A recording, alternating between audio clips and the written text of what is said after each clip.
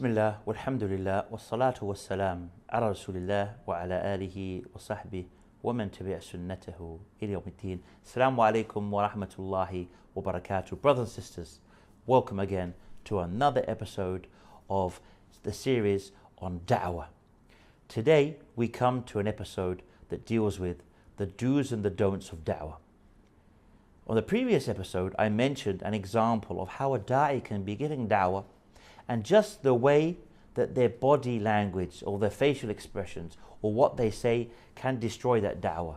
And we'd also mentioned in the previous episode how you should be very careful with your body language, your tone and your facial expressions when you're speaking to people in general, even more so giving da'wah.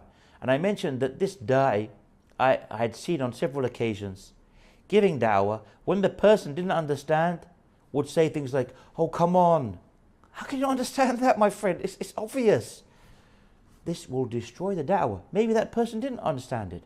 Sometimes we as Muslims, we believe in Allah. We are Muslims, we don't understand a concept. We may go to a lesson of a sheikh, we don't understand. Is it fair to make fun of us? No. So you should not do this. This is a bad characteristic, whether you're doing it with a Muslim or a non-Muslim. How about when you're trying to invite the person to the truth and then you sneer or you laugh or you make them think that they are inferior or they are not clever or they are dumb because they didn't understand your concept? That is a very bad thing. So also, we should not attack or be aggressive. So I have a list here of some of these characteristics we must avoid. So in the course of da'wah, you may encounter challenging questions or some resistance.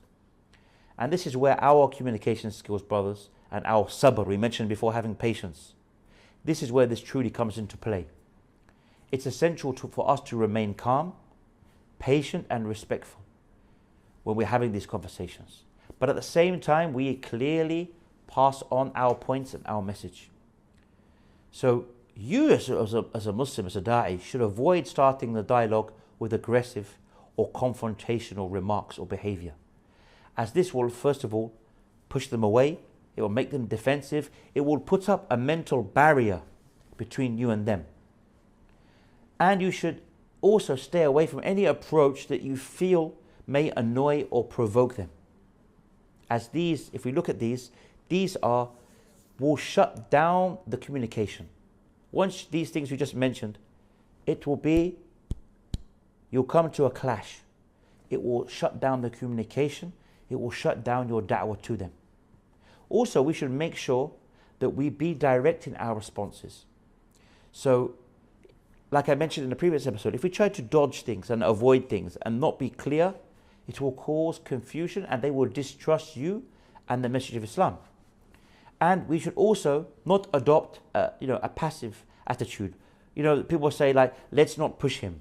Of course, you cannot keep pushing someone to Islam, but when you see the person is really interested in Islam, you can at least say to them, my friend, you seem very interested, or you seem very moved by what I'm telling you.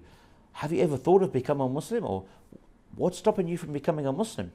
This is an opportunity when you see that the person is responsive and inshallah, that they believe in this, that they have a belief towards Islam.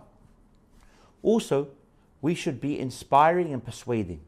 So effective da'wah, it includes inspiring others with what, brothers and sisters?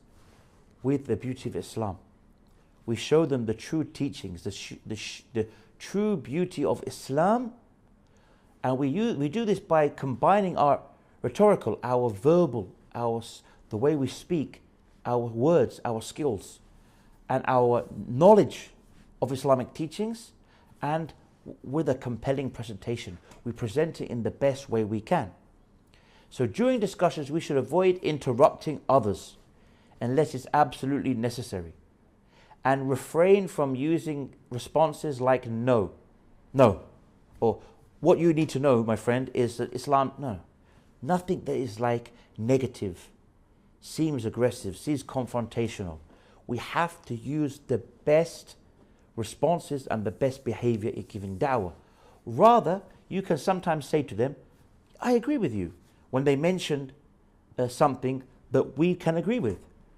So this will foster positive dialogue, and we should avoid treating these interactions as negotiations. So we don't negotiate with them.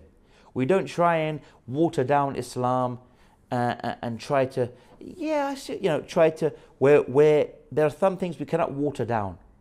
But we focus instead on enlightening them and sharing with them the message.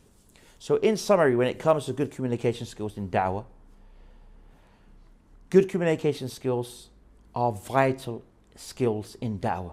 They help to accurately, respectfully convey the message of Islam, and they do it in a way that resonates. It leaves an impression. It stays, it resonates, which means it stays with that person and those individuals when you do so. They will remember it one way or the other, in a positive way at least, and it will stay with them, inshallah, in their minds.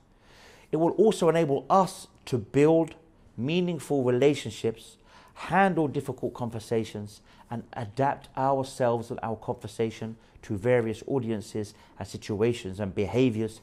And inshallah, it will inspire others with the teachings of Islam. And inshallah, I want to end on that episode where today we have discussed the importance of good communication skills and how they are a vital part of da'wah.